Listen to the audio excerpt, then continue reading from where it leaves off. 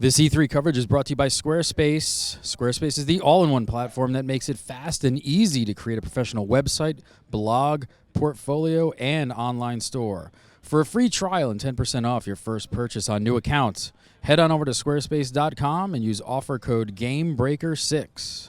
So we're going to do, we really want this to be a sort of brief presentation for you and leave you guys more time to ask questions and interact with Dust and the EVE virtual reality out there, rather than go into a lot of nitty gritty. But if you guys want to speak to us afterwards, absolutely outside.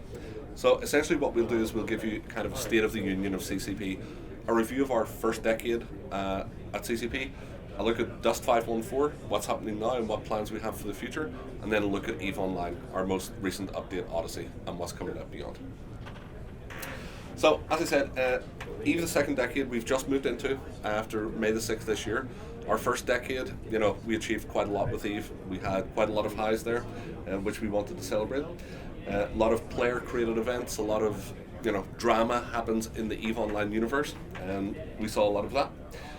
We're then going to go on and talk about Dust 514, what Atlee and his teams have been working on, where are we at the moment with Dust, and what we're going to see in the coming months. And finally, EVE Online. We're 10 years old this year, and that's rare for an MMO, to be 10 years old and growing constantly. So, something we're very proud of here at CCP. So, EVE the second decade. When we look at EVE Online as a game, we started off in 2003, a very small team in Reykjavik. The company has grown, EVE has grown, the EVE universe has grown, so everything about EVE is in growth. One of the things that we wanted to celebrate about our game, we were introduced to the Museum of Modern Art. So EVE Online was chosen as one of 14 games which are featured at the moment, so if you're in New York you should definitely stop by and check that out. It's essentially a look at one day in the life of EVE, what happens, and what do the players who make it, what do they do there. We also introduced the EVE Universe timeline, and so for any of you who know EVE, how many of you have played EVE before? Yeah, so for you guys who know EVE, we started in 2003, we had the fall of Bob in 2007, we had Murder Incorporated, the Guardian Hand Social Club heist in 2005, so those sort of things are immortalized in the timeline. What did players do and what impact they had on the universe? We also have been running a series of live events on the server, both for EVE and Dust, so players can just log in, stumble upon these little events that are taking place that actually culminate in these gigantic events where titans are crashing onto planets, and it's creating artwork in Dust that stays the course of time, this wreck of a titan with debris falling down, so it's pretty cool for players to see that. And we incorporated this year the true stories from the first decade. So earlier I mentioned that we had a huge alliance in the game called Band of Brothers, and they were sort of like the biggest powerhouse at the time, and Goonswarm and all of their allies wanted to kill them off, and they were entrenched in one area of space and they couldn't kill them, but we found but Goonswarm found one disgruntled director, and he closed the alliance down, which allowed them to move in and take over all of the space. So the actions of one person can have such far-reaching consequences. So moving on from those true stories, we wanted to find ways of making them much more real, both for EVE players and people who are EVE curious. And we're going to do this in association with Dark Horse Comics. We're bringing out the first EVE True Stories free on tablet and mobile later this year, and then there'll be a hardback book which will come out in winter. In addition, we're creating EVE Source, which is going to be a huge book looking at the lore of EVE, the art of EVE, and what makes the universe tick. On top of that, probably our most ambitious project with this is creating an EVE TV series. So CCP have teamed up with Baltazar Kormaker, and for those of you who don't know who he is, he was the director of Contraband, which was out last year. He's also currently directing Two Guns with Denzel Washington and Mark Wahlberg, and also recording a pilot for a TV series called The Missionary. So this guy clearly knows his stuff. He's going to bring the true stories of EVE out into general public view. And then we have the collector's edition, celebrating 10 years in the history of EVE. It's going to come with a ton of virtual goods the players can pick up in both EVE and Dust. And of course you get a huge box full of goodies. the Rifter here, the ship at the front, is like one of our most iconic frigates, and it's a 4-plug USB hub. We also have a recording of the Icelandic Symphony that performed all of the EVE soundtrack at FanFest this year. And the blue box there is called Danger Game. So when CCP was funding the production of EVE Online, they developed this board game which became the biggest selling board game in Iceland in its history. So that board game actually funded CCP. Something interesting with Danger Game, it explored some of the core concepts or the core philosophies of game design that you can see with EVE and Dust, the sandbox, the betrayal, all of that. So even then, that DNA was being ingrained into all of the game designers. So one of the biggest things for us as a company is having FanFest, and this is really a celebration for our players. They flock to Iceland from all around the world, and this year we had 1,400 players turn up. And it's really an opportunity for them, to give presentation what's happening in EVE for the coming year, what's happening in the next 3 years, the next 5 years. And it's an opportunity for us to hear their feedback. What is making it EVE tick for them? What should we be, as a company, looking at to bring EVE forward? On top of that, we also have a lot of fun events that they can participate in. So this picture in the top left is like the EVE Online tournament and the very first EVE Dust tournament we've done at FanFest. The next picture is the very first wedding that happened at FanFest, and our CEO Hilmar, he officiated the ceremony. We have the Sisters of EVE, that's partners of guys who come out to spend time at FanFest. They get to go off and do quad biking and riding horses and a lot of cool stuff in the countryside. And then at the bottom here, our pub crawl. We generally take around 1,000 to 1,200 people into Reykjavik, groups of 20, and they just go partying all night on the Friday night, and it's super good fun. No fighting though. No fighting, yeah. So they do that in game. Yeah, they fight in game. They just drink beer and hug in real life. So it's pretty cool. On top of that, at FanFest, we wanted to give a different perspective to players coming, and how we did that was through a project called Make EVE Real. What you're seeing here are presentations from Liftport, who are actively trying to find a way to create a space elevator. Icarus Interstellar, who are looking at ways of bringing faster than light travel to reality, and Planetary Resources, who are looking at making asteroid mining and moon mining, real things. So really for EVE, these are very core concepts of our game and for Dust, so it's pretty cool for players to get a look at, can this actually happen in real life? And of course, one of the biggest draws of FanFest was our virtual reality, EVE VR, which you guys will definitely get a chance to try out after the presentation. So this was a group of 5 developers who in their spare time were looking at the Oculus Rift project and went, we can make something really cool for EVE from this. And they did. We showed it at FanFest, and our players and media went crazy for it. So something we're very proud of. Really freaking cool. Yeah, it is super cool. If you don't try it, you'll really kick yourself when you eventually will. So at this stage, I'm going to pass over to Atli, who's going to talk a bit about Dust, and I'll come back and talk about Odyssey after. So, I'm going to give you guys a quick rundown of Uprising that we launched on May 14th, and some of the fast follow-up releases that we've had, Uprising 1.1 and then 1.2 that is coming out in in early July, and give you guys a little bit of an overview of what has happened on the metagaming side, but more importantly, to walk you guys through the roadmap of the next half a year, or at least a portion of it. And again, to the rapid fire updates that we'll be doing with the community. So, let's dive in.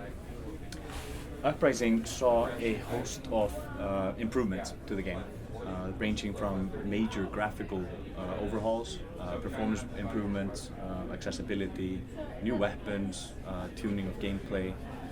We re-laid out the skill system. This was a pretty significant big change for us. We had learned by data mining and interacting with the community that the progression as it was before wasn't really working. It was a little bit too penalizing. When we rolled out the new skill progression, we realized that we went a little bit too far again in penalizing the players, so we had a skill respec a few days later, which was really well received by the community. Now obviously we keep adding things into the skill tree, we keep iterating on it and based on feedback and stuff. We added new vehicle roles into Uprising and new weapons and stuff like the Galente plasma launcher, which actually introduces a more standard rocket launcher style gameplay into the game. The other one is the swarm launcher, which is a slightly different style of play. The path to game and the overall menu received a lot of love. We took the path to game from 4 minutes and 30 seconds down to 90 seconds from time that you click the icon in XMB until you're in the Merc order. We also sped up the sequence of getting into battles, and we're continuing to work on all of that. We switched to a node-based skill tree. Makes it far easier to skill up your character. We added the kill screen, new end of match screen. Yeah, a lot of improvements across the board there. Now, this is a video that shows off some of the graphic updates. It's important to note that our levels are not static. They are assembled based on a recipe that comes off the server. Things like the texture set on the terrain, the different structures that are placed, even the mood and stuff like that is all controlled with data from the server. Players are able to affect this. For now, they're able to affect it by choosing different surface infrastructure that they put on their planets. I'll get into that more on that later. But obviously, we want to see this evolve. I mean, it's not hard to imagine that in the future you'd be terraforming planets or bombarding them, back, and that kind of stuff. But anyways, this is a phenomenal graphical update. Now you can actually see the texture in the texture. The detail is much higher today.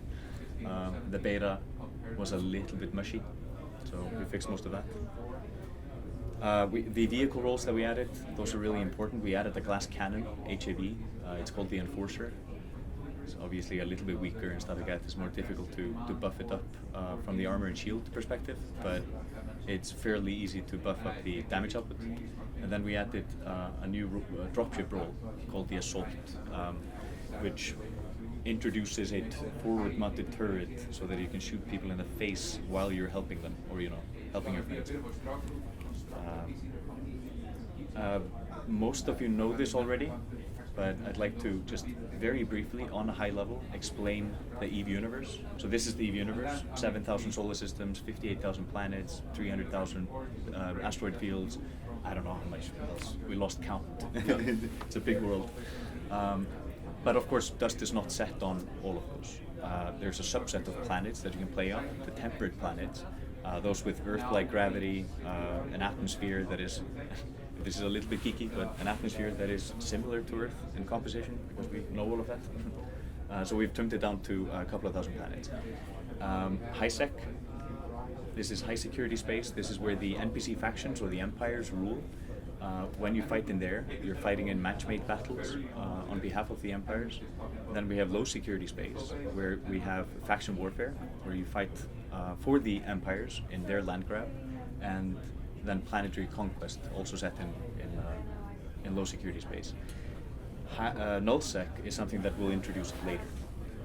Now, one big addition to the game is the star map.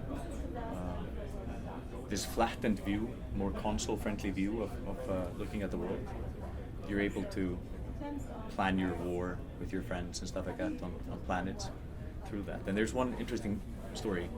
One thing we noticed after Planetary Conquest went live is that it took the community, and granted they had been preparing for a few months, it took the community less than 20 minutes to claim all of the districts on all of the planets that were made available to them. And within an hour, majority of them were contested. So about 24 hours later, or just over that, the first bribery took place, where a corporation paid off another corporation. It was a few hundred million. I don't know if we can say, but it was a lot. Yeah. For one single district. The spies obviously had been infiltrating corporations for months, and they started, backstabbing them from within. We've had, the Dust players here, you probably know this firsthand. You're probably backstabbing as we speak. But this is really interesting to us. The fact that it took less than 24 hours to these core emergent game mechanics from EVE to happen in Dust, that's really encouraging. That just shows us that the community totally, likes to backstab. But anyways, this happened all in Molten Heath. Now, This is the only region you can interact with Planetary Conquest today. We will be expanding it, but we don't have a date for when that happens. We need to see how the economy of the current PC battles or Planetary Conquest battles plays out. But you can expect it fairly soon, like within a few months maybe, all depending on what you guys do. Another interesting thing is something that happened the other day. I don't know if you guys know that, but in our set, solar system, there was a corporation that was working for the Minmatar faction in faction warfare. They contacted another Dust corporation through Reddit. They coordinated that on Reddit. So these corporations were foot-deaded and sub-threaded the Dust corporation. Their enemy was Iron Oxide. And Iron Oxide had controlled the space and stuff like that. Now, through coordination between the Eve Corp and the Dust Corp, in record time, it took them 3 hours, less than 3 hours, they managed to sway the system. Previously, they had 8 out of 29. 3 hours later, they had 24 out of 29. Freaking amazing. And this only happened because of the collaboration between the two games. And this is completely player organized. We had nothing to do with this. We actually didn't expect that these things would happen this quickly, which is really cool. But yeah, this is now becoming a famous event. And of course, there's a retaliation in progress and stuff like that. And I'm sure that because this event has become famous, that more people will start doing it, using the Dust mercs to sway the bonuses and stuff like that in faction warfare. And also just overall, the bonuses into E. I'm speaking to the guy that is in Iceland. I mean, we're going to be adding more bonuses, making it more relevant for the Eve corporations to work with the Dust guys. Already, you can make a lot more money just by having the Dust guys own districts and stuff like that to be allied with you. People are catching on in Eve. It's like, wait a minute, if we optimize the production of these things like this and stuff at this planet, things get pretty cool. But anyways, to Pete's point about the events, like the Kaldari Prime event that we had earlier this year, we are very committed to running more of these events. Smaller events leading up to bigger events. We had an event the other day, the Templar Manhunt. The Templars are the first mercenaries, first immortal mercenaries. No one can be a Templar though, because they were kind of broken, as you can read in the book Templar 1 that we published a couple of years ago. But stay tuned.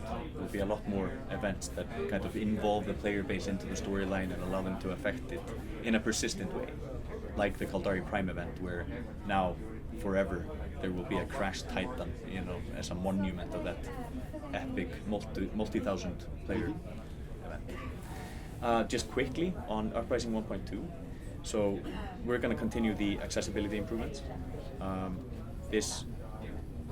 We have. It's already it's almost in your hands. It's in a few weeks. We've tuned the weapon system a little bit, both on the balancing side, but more importantly on the ranges that the weapons deal damage at. I'm sure that we're not completely done. Like, we will roll this out in July and we'll data mine it and get feedback and stuff like that, and we'll have to iterate on it, but that's how we roll. A new drop suit roll, the Commando. It's like a dual heavy weapon wielding medium. It's very cool. More terrain texture sets and moods, and of course continuing engine performance improvements. Now, over the next few months, there will be rapid fire updates. Most likely one every month. This is something that you've never seen in a console game, or at least not for that duration of time. These are not bug fixes, these are enhancements to the game and the experience. Working very closely with the CPM, the Council of Planetary Management, working very closely with the community, and of course reading the media's take on things, is helping us define this roadmap. I'm going to walk you guys through some of the big beats. The path to game, we're going to add the welcome screen. This screen gives you more context to what happened in the world before, while you were logged off. Things like progression update to your skills, how many emails you have, who in your corporation is logged on, that kind of stuff. Any major events, whether it's a CCP hosted event or something like the next corporation battle, will be displayed there.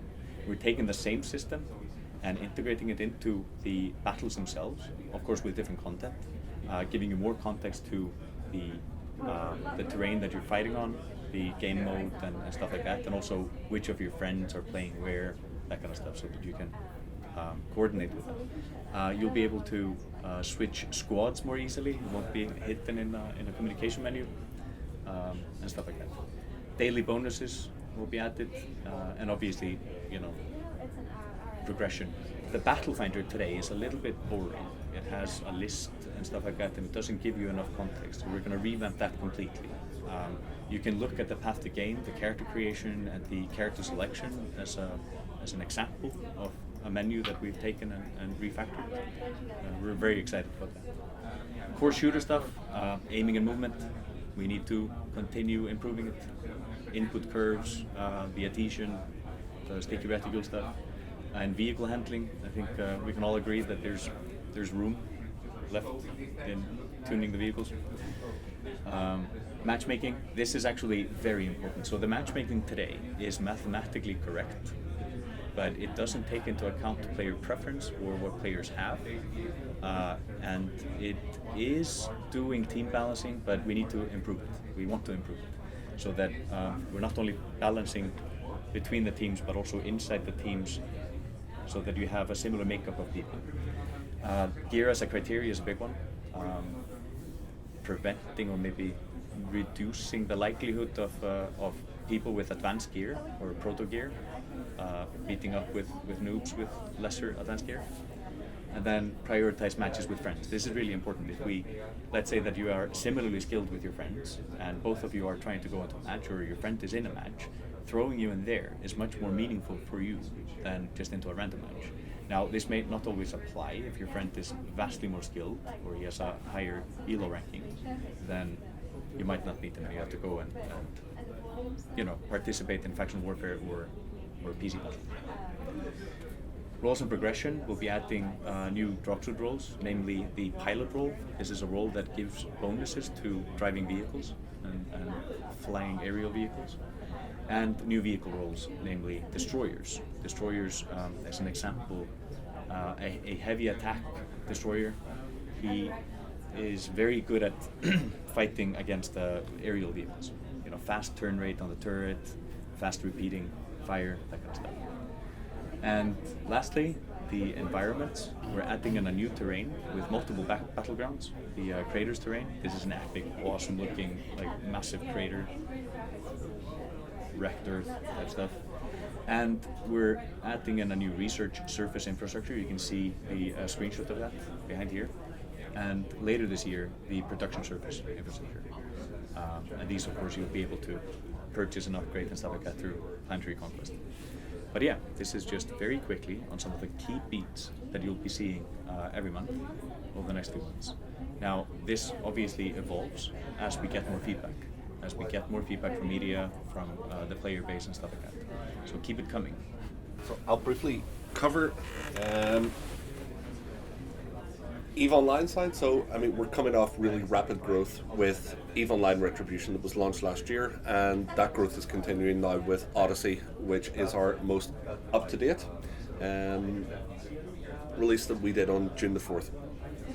Before we look at that, we just want to talk about the celebration of EVE's 10th anniversary. So EVE turned 10 on May the 6th this year, and so the community wanted to get a lot of excitement going, celebrate the fact that we're 10 years old. We did this through a series of in-game events where players could just come out, shoot developers, get involved with a lot of ongoing events that were happening in the universe, and finally celebrate by blasting off fireworks everywhere in New Eden. And talking about EVE Online worldwide subscribers, earlier this year that we announced that we had passed 500,000 subscribers following the successful relaunch of EVE Online in China through our partners in Tian City. So subsequently that 500,000 has risen quite a bit, but I don't think we're just ready to announce how far we've gone. That will come later. And looking very briefly at EVE Odyssey, this was released in June, and as part of our 10-year celebration, we wanted to look, what makes sense for players when they come into our game now? And we looked at two real core concepts. One was exploration, and the other one was resource rebalancing. For those of you who don't really know a lot about EVE, everything you do is based on the amount of resources you have. What can I build? How do I defend my space, etc.? So the more you have, the more you want to defend. The more you can lose. Yeah, absolutely. And so when you lose, it has a tremendous impact on how you and your alliance survive within the game. So looking at the exploration, I mean, what we wanted to do was find a way to make exploration a viable career path for players, and also make it something that new players coming into EVE could get involved with very quickly. So part of the real difficulty with exploration was probing. So if you want to go out and find in EVE, there are hundreds or thousands of these exploration sites that you have to pinpoint with probes, and then you can warp in and explore it. For a lot of players, that requires a lot of skill intensive stuff. How do I put my probes out? So we just made it a lot easier for them to get into it at a very basic level, and then they can learn a lot more on their own.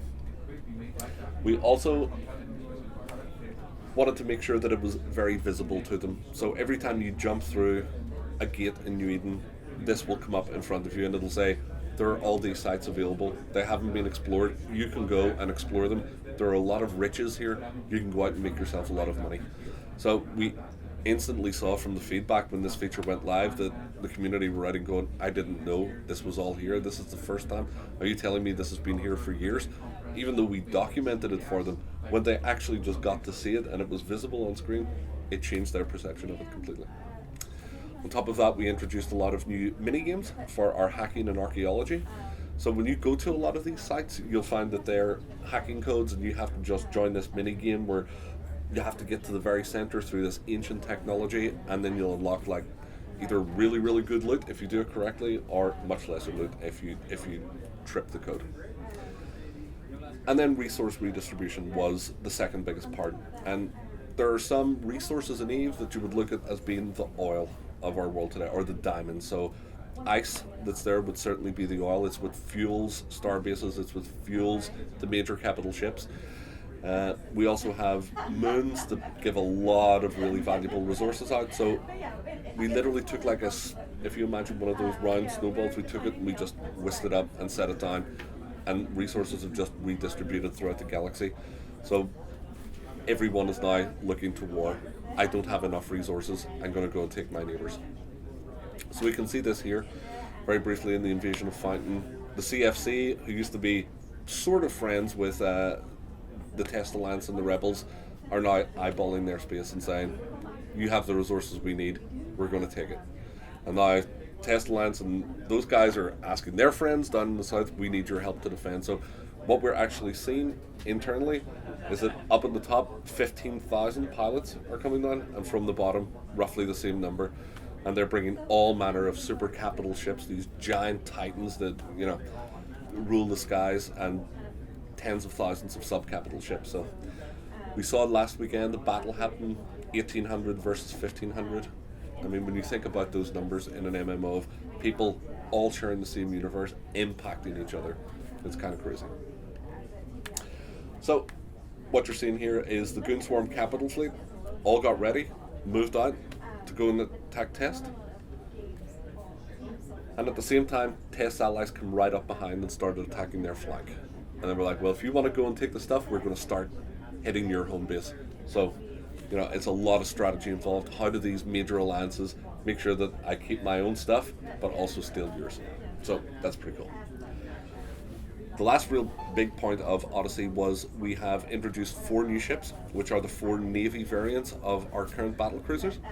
We also rebalanced 36 ships, and we know that's what makes EVE players really happy. When you fix spaceships, they love it.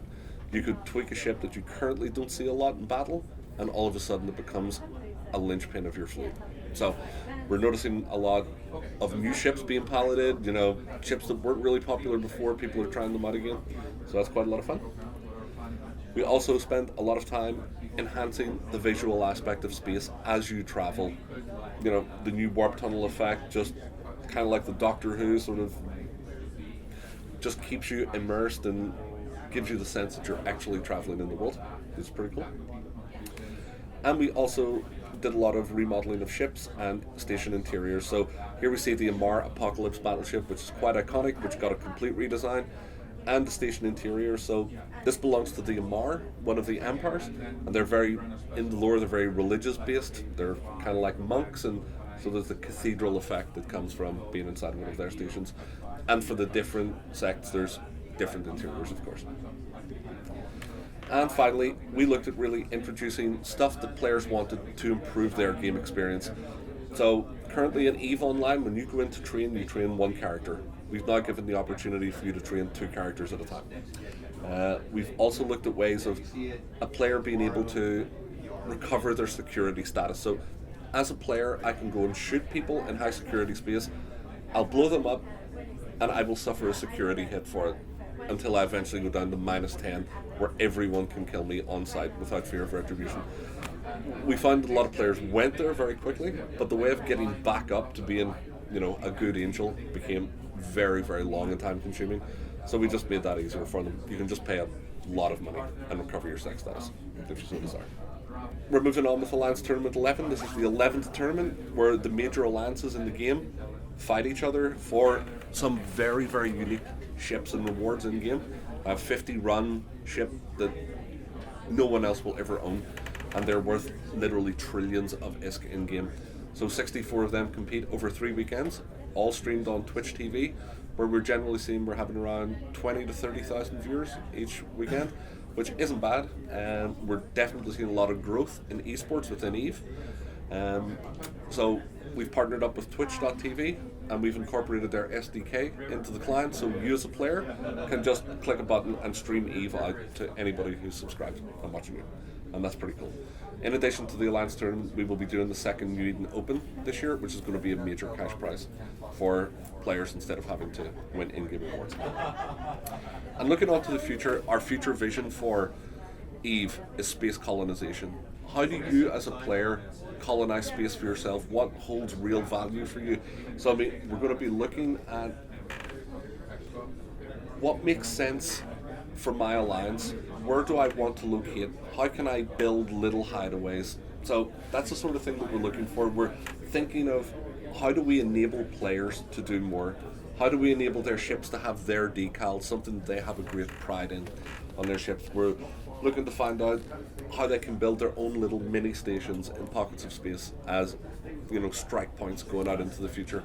How they can build their own stargates to explore even new systems that we haven't put in yet. So this is all in our long-term thinking. What is the value for players in EVE? Why should they be out flying spaceships? And that is my presentation over. So, if you guys have any questions, we're going to be happy to take them outside because a new group will be coming in. And you can also try out the EVE VR, which is absolutely super, and you should. And it actually accommodates 6 people, so I think there's 6 of you here. This E3 coverage is brought to you by Squarespace. Squarespace is the all-in-one platform that makes it fast and easy to create a professional website, blog, portfolio, and online store. For a free trial and 10% off your first purchase on new accounts, head on over to squarespace.com and use offer code GAMEBREAKER6.